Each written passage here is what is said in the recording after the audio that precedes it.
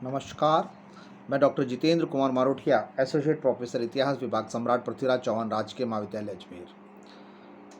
प्रथम वर्ष बच्चों हम बात कर रहे हैं प्रथम वर्ष ऑनर्स और प्रथम वर्ष के हम बात कर रहे हैं ब्रह्म समाज की। और ब्रह्म समाज के कल हम राजा राम मोहन राय के प्रारंभिक परिचय के बारे में बताया था कि उन्होंने कहाँ विद्या अध्ययन की, उनके प्रारंभिक चरण थे, किससे शिक्षित हुए और विदेशों से कैसे शिक्षा प्राप्त करी, भारत कब आए और उनकी विशेष रुचि किसमें थी। 1828 में उन्होंने ब्रह्म समाज की स्थापना की। सितंबर 1833 में वो ब्रह्मलीन हो गए। लेकिन धार्मिक क्षेत्र की बात करें, सामाजिक क्षेत्र की बात करें, बौद्धिक क्षेत्र की बात करें और सर्वांगीण रूप से राष्ट्रीय क्षेत्र की बात करें तो राजा राम मोहन राय का बहुत अधिक योगदान है।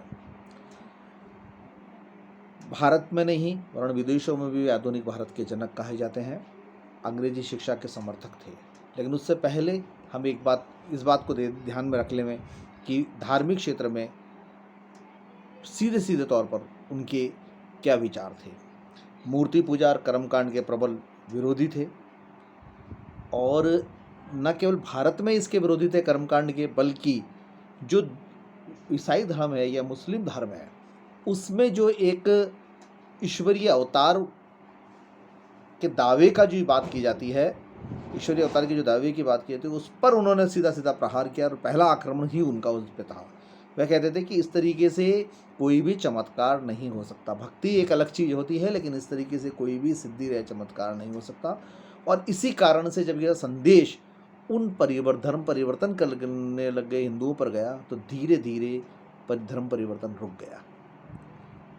ईसाई मिशनरीज को इस पर आपत्ति भी हुई, लेकिन इसका प्रभाव ज़्यादा दिनों तक नहीं चल पाया और लोग धर्म परिवर्तन पर रुक गए।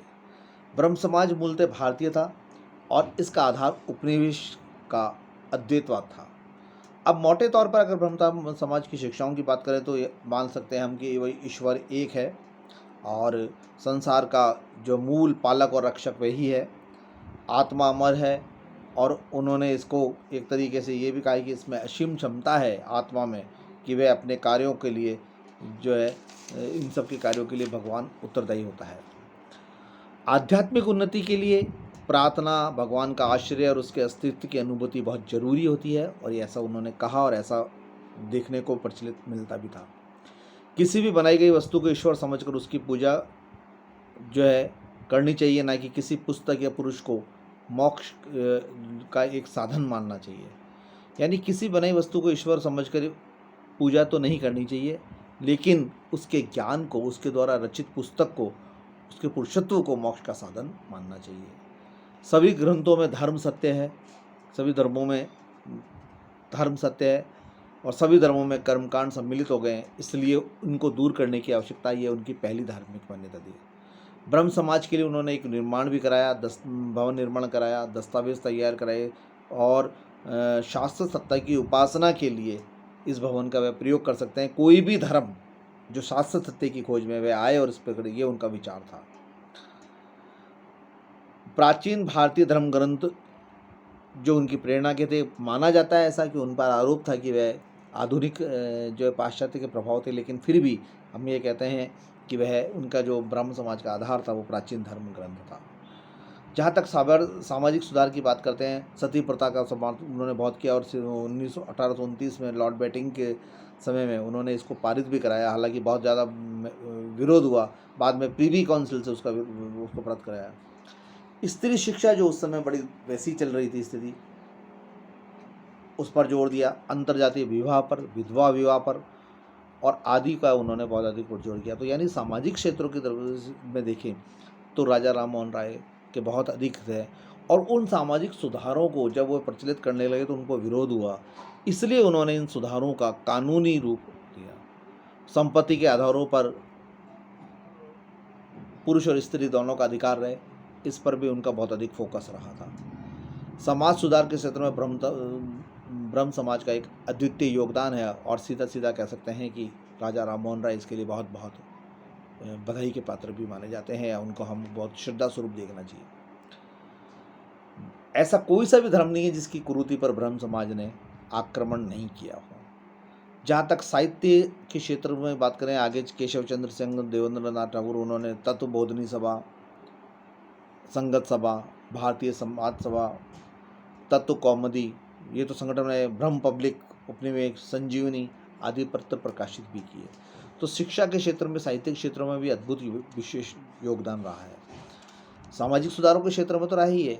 उर्दू, फारसी, अरबी, संस्कृत, अंग्रेजी आदि विभिन्न भाषाओं में भी उन्होंने पुस्तकों और रचना की और बहुत महत्वपूर्ण पुस्तक रही है उनकी। राजा राम मोहन राय अंग्रेजी शिक्षा के प्रवर्तक थे और समाचार पत्रों की स्वतंत्रता के भी बहुत अधिक पक्षधर थे। ये मानते थे कि अगर प्रेस की स्वतंत्रता नहीं रही और अगर लेखन की स्वतंत्रता नहीं रही, विचारों की अभिव्यक्ति की स्वतंत्रता नहीं रही, तो फिर किसी भी प्रकार से कोई भी प्रगति नहीं हो सकती, क्योंकि सारे जीवन की प्रगतियों के आधार, विभिन्न क्षेत्रों में प्रगतियों के आधार विचारों की अभिव्यक्ति की स्वतंत्रता ही है। उन्होंने 3 देखते हैं हम, वेदांत कॉलेज, इंग्लिश स्कूल और हिंदू कॉलेज की स्थापना भी की। और आगे हम देखते हैं कि हिंदू कॉलेज भारतीय बौद्धिक जागरण का एक बहुत बड़ा केंद्र बना और वह, इसको कहना चाहिए, 19वीं शताब्दी का अग्रदूत भी था। राष्ट्रीय सुधार की बात करें तो राजा राम के भावना में राष्ट्र निर्माण था, और इस राष्ट्र निर्माण की अवधारणा पूर्ण किस लिए हो, कैसे हो, इसके लिए उन्होंने यूरोप के शैक्षणिक धरातल का, यूरोप के सामाजिक धरातल का अध्ययन किया। और संभवतः इसी कारण से जब वे विदेशी ग्रंथों का अध्ययन कर रहे थे तो वह अंग्रेजी भाषा के पक्षधर भी हो गए थे। राजा राम मोहन राय ने सबसे पहले विचार स्वतंत्रता का नारा भी दिया।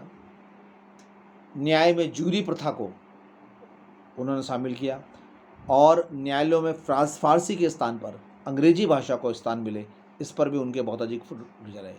1875 में समाचार पत्रों पर 35 में समाचार पत्रों पर जो प्रतिबंध हटाया वो राजा राम मोहन राय के उन पूर्व